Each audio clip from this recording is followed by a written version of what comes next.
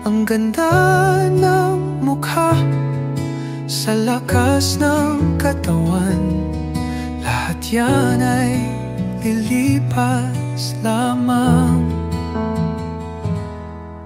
Kay daming hinahangatan ng puso, mga bagay na panandalian lang pala ito. Pero sa huli malalamang totoo. Walang mas hihigit sa Diyos na totoo. Lahat ay mawawala, kayaman ang inakala, mga palakpak at papuri. Lahat ay dadaan sa alab at uri.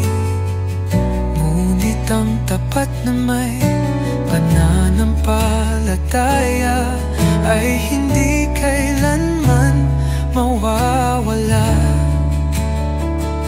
Sa puso ng Diyos doon ang tunay na ginhawa.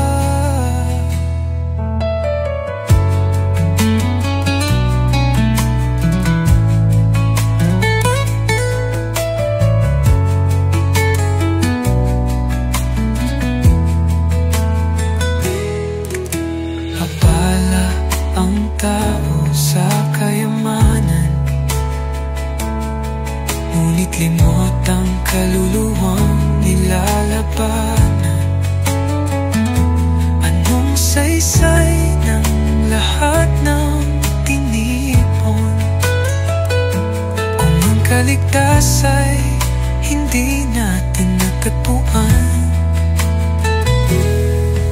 Bumalik ka sa Diyos habang may buhay, pagkat lahat ng bagay ay may hangganan. Sa Kanya mo lang matatagpuan ang tunay na buhay, pag-ibig na walang hanggan. Lahat ay mawawala, ngunit ang Diyos ay